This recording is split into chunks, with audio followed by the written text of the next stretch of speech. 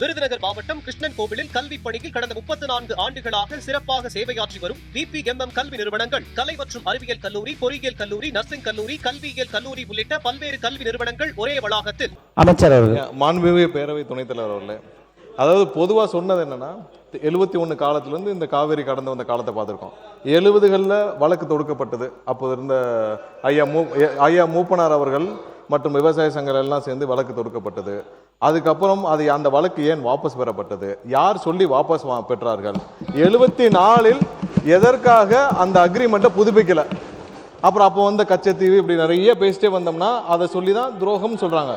ஒரு சில வார்த்தைகளை கேட்டாலே இன்னைக்கு எதிர்கட்சியினர் உடனே அவை குறிப்பெல்லாம் நீக்க வேண்டிய அவசியம் இல்லை. ஏன்னா என்றால் இப்போ ஊழல்னு சொன்னா வர்றாங்க, நீங்க எல்லாம் ஊழல் செய்யலான்னு சொன்னா தான் மக்களே முன்வரிசைக்கு வர்றாங்க.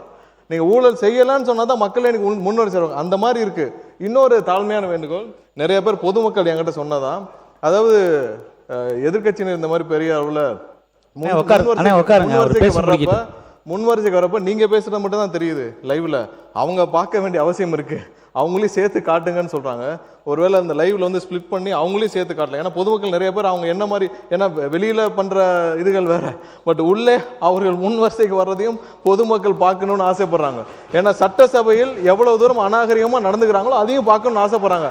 அதற்கும் சேர்த்து நீங்க லைவ்ல அவங்களையும் சேர்த்து காட்டணும்னு ஆசைப்படுறோம். எல்லாவற்றையும் நீக்க வேண்டிய அவசியம். சட்டசபையில மாண்பை வாய்ப்பு தரோம், நடுவுல கத்துறது, நடுவுல பேசி முடிச்சுக்கிட்டோம், அவர் பேசி முடிச்சுக்கிட்டோம், முதல்வர் பேசுறப்ப குறுக்கிடுறது, இதெல்லாம் தேவையில்லாத விஷயங்கள். எது குறித்து பேசுவோம் அது பேசுவோம். எல்லாவற்றையும் நீக்க வேண்டிய அவசியம் இல்லை. அதை ஆய்வுக்கு எடுத்துக்கலாம். இதுல ஊழலோ துரோகமோ இதெல்லாம் வந்ததுதான். யாரும் இல்லாததெல்லாம் சொல்லல. இது காலகாலமா பேசிட்டு வந்த விவாதங்கள் தான். அதை உடனே நீக்க, ஆய்வுக்கு எடுத்துக்கிட்டு நீக்கலாம். நன்றி.